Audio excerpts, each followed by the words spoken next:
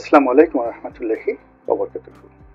সম্মানিত দর্শক, বাংলাদেশের সাবেক রাষ্ট্রপতি জনাব অ্যাডভোকেট আব্দুল হামিদ তিনি চিকিৎসার জন্য ব্যাংককে গিয়েছেন।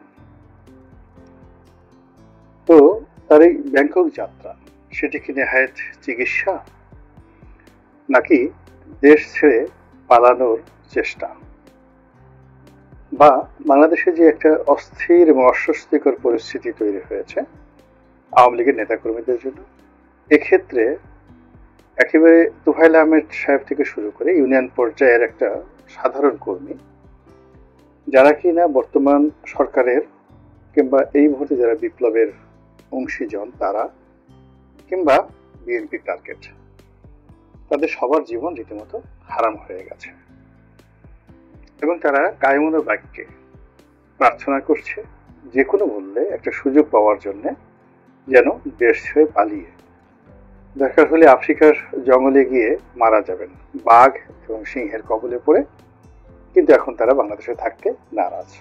এটা হলো রিয়ালিটি। তো তিনি সেরকম কোনো মনোকষ্টে মনোবেদনায় বা উৎকণ্ঠায় তিনি ভুগছিলেন কিনা।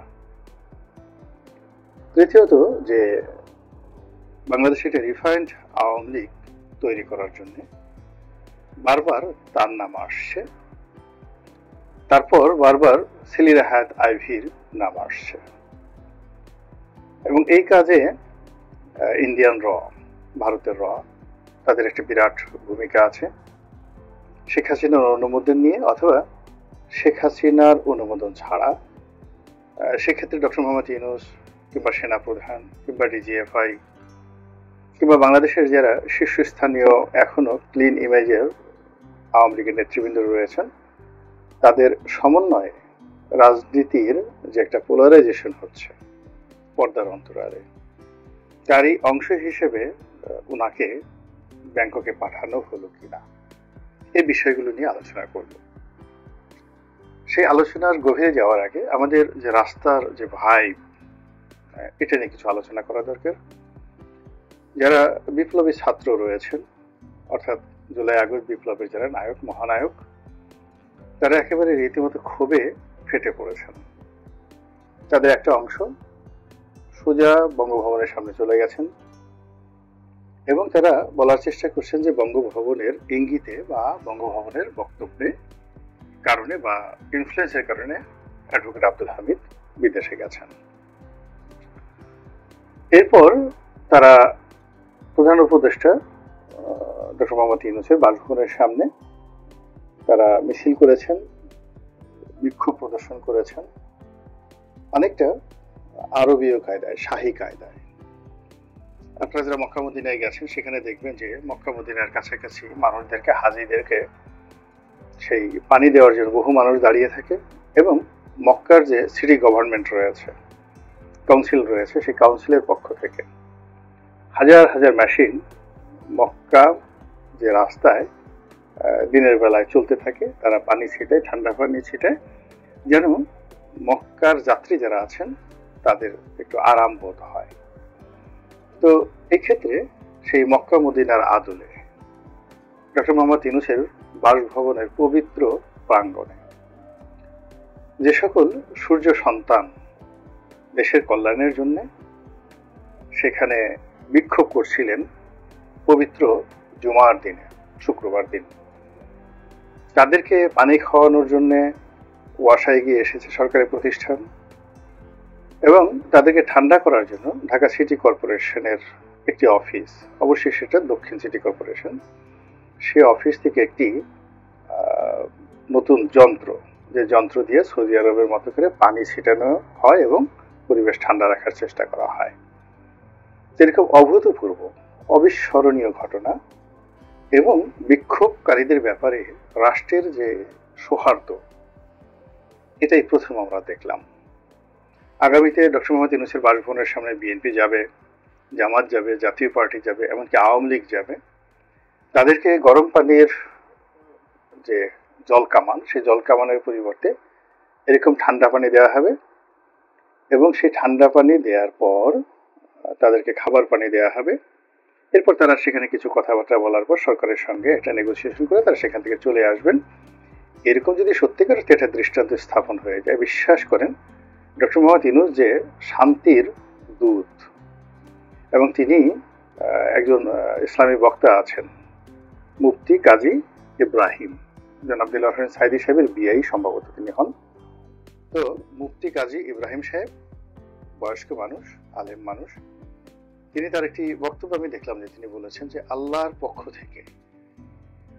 পক্ষ থেকে নবী এবং রাসূলরা যেভাবে মনোনীত হন নিয়ামত রূপে পৃথিবীর, ঠিক ওই একই কায়দায় ডক্টর মোহাম্মদ ইউনূস এই জমিনে তিনি যাকে বলা হয় নাজিল হয়েছেন আল্লাহর পক্ষ থেকে। তো কাজেই তাকে সরানো যাবে না, তাকে সরানোর চেষ্টা হারাম। উনি জামাতের একজন খুব বড় নেতা না ঠিক বুদ্ধিজীবী, জামাত মাইন্ডেড বুদ্ধিজীবী। আর নানা কারণে তার বিভিন্ন বক্তব্য নিয়ে নানা জনের বিতর্ক করে, কিন্তু যারা ইসলামিক স্কলার তারা সবাই এক বাক্যে স্বীকার করেন যে এই মুহূর্তে বাংলাদেশে যে কয়জন লেখাপড়া যায় না, ইসলামী লাইনে লেখাপড়া যায় না, সেই মুহাদ্দিস রয়েছেন, হাদিস বিশারদ রয়েছেন, তাদের মধ্যে একেবারে শীর্ষ পর্যায়ের আলেম হলেন এই কাজী ইব্রাহিম সাহেব। তো তিনি ওনাকে আল্লাহর পক্ষ থেকে একটা নিয়ামত বলেছেন। তো এই যে আল্লাহর যে নিয়ামত, সেই নিয়ামত গত শুক্রবারে যারা আওয়ামী লীগ নিষিদ্ধ করার জন্য তার বাসভবনের সামনে গিয়েছেন, যে সাহায্য করেছেন, সহানুভূতি দেখিয়েছেন, এটা অব্যাহত থাকলে বাংলাদেশের রাজনীতি ব্যাপকভাবে পরিচিত মানে পরিবর্তন হবে। তো যেটা বলছিলাম যে আব্দুল হামিদ সাহেব, তো আব্দুল হামিদ সাহেব বাংলাদেশের রাষ্ট্রপতি, খুবই ক্যারিসমেটিক ব্যক্তিত্বের মানুষ। নবম পার্লামেন্টে আমি তাকে স্পিকার হিসেবে পেয়েছি, এবং আমার দেখা জানা মতে বেস্ট স্পিকার, তার মতো এইরকম প্রাণবন্ত স্পিকার বাংলাদেশে কেউ আসেননি, এটাই বাস্তবতা। ওই সময় যারা ছিলেন বিএনপি, জাতীয় পার্টি, আওয়ামী লীগ, মানে সবাই তার ব্যাপারে খুশি ছিলেন, এবং তার দরবারে আওয়ামী লীগের লোকের চাইতে বিএনপির লোকের প্রাধান্য ছিল বেশি। এমনকি বিএনপির লোকরা এমপিদেরকে যে বিদেশে পাঠানো হয় সেই ব্যাপারেও বিএনপির লোকেরা তার দ্বারা সবচেয়ে বেশি উপকৃত হয়েছেন। তিনি 7 বার থেকে 8 বারের সংসদ সদস্য, 1970 নির্বাচনে হয়েছেন, তারপরে 2 বারের রাষ্ট্রপতি। তাকে কেউ হয়তো জোকার বলেন, কেউ হয়তো ফালতু বলেন, কেউ হয়তো আরো অনেক বাজে কথা বলতে পারেন, কিন্তু তার মধ্যে এরকম একটা ম্যাগনেটিক পাওয়ার রয়েছে। আপনি তার সঙ্গে কথা বললে, কাছাকাছি মিশলে আপনি মুগ্ধ না হয়ে পারবেন না, আর তাকে একটা ভোট না দিয়েও পারবেন না। আমি একবার মাত্র সংসদ সদস্য হয়েছি। ভোট যে কি জিনিস, আর ভোট পাওয়া, মানুষের মন রঞ্জন করা যে কি জিনিস, এটা হাড়ে হাড়ে টের পেয়েছি। আবার ইলেকশন করতে যাব, আবার নমিনেশন পাবো, আবার মাঠে যাব, এই কথা স্মরণ করলেই আমার কাছে আমার জ্বর এসে যায় শরীরে, এবং এটা সম্ভবত আমি আর দ্বিতীয়বার চেষ্টা করব না। তো সেখানে বাংলাদেশে যেই হোক না কেন, তিনি সালাউদ্দিন কাদের চৌধুরী হন কিংবা আব্দুল হামিদ সাহেব হন, জনগণের ভোটে সেই 7 বার 8 বার সংসদ সদস্য হওয়া, সেটা সুরঞ্জিত সেনগুপ্ত হন কিংবা মতিয়া চৌধুরী হন, এটা চারটিখানি বিষয় নয়। তো এরকম একজন ক্যারিসমেটিক ব্যক্তিত্ব, সম্মানিত ব্যক্তিত্ব, এবং তার ব্যাপারে দুর্নীতি অনিয়মের ব্যাপারে আমি আসলে শুনিনি কখনো। সে আওয়ামী লীগ করে, আওয়ামী লীগের একেবারে ডেডিকেটেড। যে জিয়াউর রহমান সাহেব তাকে ব্যক্তিগতভাবে মন্ত্রী বানাতে চেয়েছিলেন, কিন্তু তিনি রাজি হন নাই, এরশাদ সাহেবও চেয়েছিলেন। তো সেই দিক থেকে একেবারে গোড়া আওয়ামী লীগ, সেলিনা হায়াত আইভির মতো তিনি গোড়া আওয়ামী লীগ। তো সেই কারণে আপনি তাকে গালাগাল করতে পারেন, রাগারাগি করতে পারেন, এটা সত্য, কিন্তু দুর্নীতি, অনিয়ম, মানুষের সাথে খারাপ আচরণ, এই জিনিসগুলো সাধারণত আব্দুল হামিদ সাহেব সম্পর্কে প্রযোজ্য নয়। তো সে কারণে ডক্টর মোহাম্মদ ইউনূস, যিনি এখন আল্লাহর নিয়ামত এই মুহূর্তে, তার সঙ্গে তার একটা সম্পর্ক থাকা স্বাভাবিক বিষয়। আর যেহেতু তিনি রাষ্ট্রপতি ছিলেন, তার সঙ্গে প্রশাসনের সব কর্তা ব্যক্তির সাথে সম্পর্ক থাকা বিষয়। তো সেই দিক থেকে তিনি যেতে পারেন এখানে। 2 নম্বর হলো যে এখন যে মামলাগুলো হচ্ছে গণপর্তায়, সেই মামলাতে সত্যিকার অর্থে আপনি এখানে উনি হত্যা করেছেন, তারপরে সে একসাথে যুদ্ধ করেছেন, গুলি করেছেন, এই জিনিসগুলো একটা শয়তানে বিশ্বাস করবে না। এগুলো হয়রানি করার জন্য, ছোট করার জন্য, আর এই জিনিসগুলো টিকবেও না। সো এই বিষয়গুলো নিয়ে যত বেশি টানাটানি হবে, বাড়াবাড়ি হবে, ততই বেশি ওনার মান মর্যাদা বৃদ্ধি পাবে। তো যেটা বলছিলাম, সেদিক থেকে আমার কাছে এই যে তার যে পালানো যে বক্তব্যটা, এটা আমার কাছে একটা আত্মতুষ্টি বলে মনে হচ্ছে।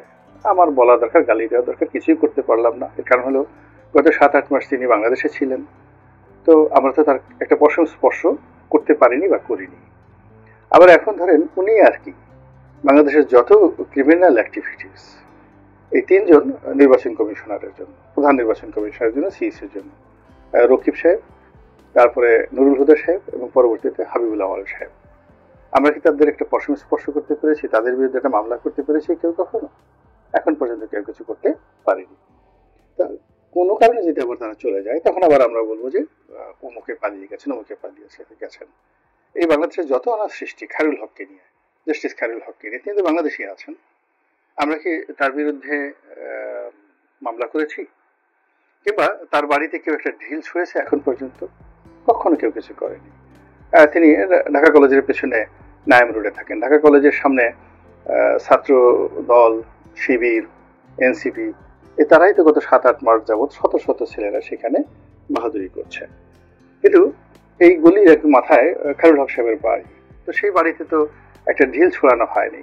কিন্তু সালমান এফ রহমান সাহেবের ব্যবসা, যেখানে হাজার হাজার লোক চাকরি করত, ইয়োলো, তারপর শেষে ইয়োলো ক্যাফে, ভ্যাক্সিমকো হেডকোয়ার্টার, তারপরে শেষে ওখানে 6 নম্বর রোডের মাথায় সে ভ্যাক্সিমকোর ফার্মার অফিস, সব জ্বালিয়ে পুড়ে তছনছ করে দেওয়া হয়েছে, যার সঙ্গে ইকোনমি জড়িত। তো অথচ অনেক মানুষ আছে যারা অন্যায় করেছে সালমানের মতো, এবং তাদের সঙ্গে কোনো অর্থনীতির লেনদেন নেই। এরা বেঁচে থাকলেও কিছু আসে যায় না, মরে গেলেও কিছু আসে যায় না, আমরা তাদের একটা পশম নিয়েও নাড়াচাড়া করিনি। এই যে স্ববিরোধিতা, এই স্ববিরোধিতার কারণে আসলে আমাদের এই বিপ্লবের যে বরকত, সেই বরকত আসছে না। তো যেটা বলছিলাম যে ওনাকে গ্রেপ্তার করা হয়েছে, গ্রেপ্তার করা হয়নি, উনি বিদেশে গেছেন, পালিয়ে গেছেন, যাই বলেন না কেন, এখন উনি যদি আবার ফিরে আসেন বাংলাদেশে, তাহলে আপনি কি বলবেন বলেন? উনি যদি আবার ফিরে আসেন, সুস্থ হয়ে ফিরে আসেন, বা অসুস্থ অবস্থায় তিনি যদি আবার ফিরে আসেন, যেভাবে বেগম জিয়া ফিরে এসেছেন, তখন এই যে ওনার পালানো নিয়ে যে কথাবার্তা হচ্ছে, সেই কথাবার্তা আসলে কি ফলাফল বয়ে নিয়ে আসবে? আমরা যারা এই বাংলাদেশের নাগরিক, এই দেশটিকে যদি আমাদের এগিয়ে নিতে হয়, তাহলে আমাদের চিন্তা, চেতনা, কর্ম সব কিছুর মধ্যে একটা, যাকে বলা হয়, ধারাবাহিকতা থাকার দরকার রয়েছে। কারো দ্বারা আদিষ্ট হয়ে, হঠাৎ উত্তেজিত হয়ে, অস্থিরতায় ভুগে, মনে যখন যা আসে সেইভাবে লাফালাম, এইভাবে আসলে বরকত পাওয়া যায় না। সেটা আপনি জাতীয় পার্টি করেন, বিএনপি করেন, আওয়ামী লীগ করেন, যা কিছু করেন, বা এনসিপি করেন, কোনো লাভ হবে না। 2 নম্বর হলো যে রাজনীতি বা অন্য যে কোনো জিনিস করার জন্য আসলে নিজের টাকা না থাকলে রাজনীতি করা যায় না। রাজনীতি কাজটাই হলো রাজার কাজ। রাজা কখনো ভিক্ষুক হতে পারে না। আপনি এখান থেকে চাঁদা নেবেন, ওখান থেকে টোল নেবেন, বিভিন্ন লোকের কাছ থেকে হাত পেতে পেতে টাকা নেবেন, এবং আপনার বিরুদ্ধে দুর্নীতির অভিযোগ হবে, আর আপনি রাজনীতি করবেন, রাজা হবেন। এই বাংলাদেশে এরকম ভিক্ষুক কখনো, একটা ভিক্ষুক কখনো রাজা হয়নি।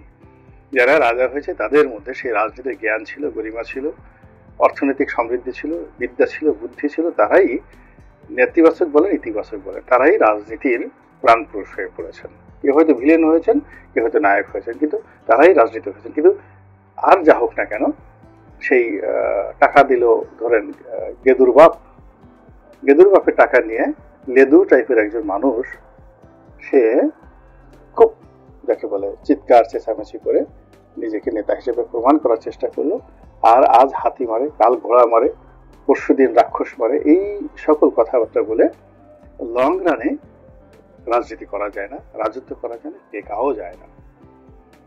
ইতিহাস তো কেবল 2025 সনের নয়, 24 সনের নয়। এই বাংলাদেশে স্বাধীনতার পরেই তো আমাদের 54 বছর চলে গেল। এই 54 বছরের মধ্যে দেখেন তো কয়জন লোককে আপনি স্মরণ করতে পারেন, কয়জন লোকের আপনি নাম জানেন রাজনৈতিক অঙ্গনে, কয়জন লোক টিকে আছে সেই 1970 থেকে আজ অবধি? কিংবা আমি একজন ক্ষুদ্র মানুষ, 2001 সন থেকে আমার এই জাতীয় রাজনীতি শুরু, মনোনয়ন প্রত্যাশী হিসেবে, তারপরে এমপি হিসেবে, তারপরে সাবেক এমপি হিসেবে, এই যে টিকে আছি, এই সময়ের মধ্যে 2001 থেকে আজ অবধি 25 বছর হয়ে গেল।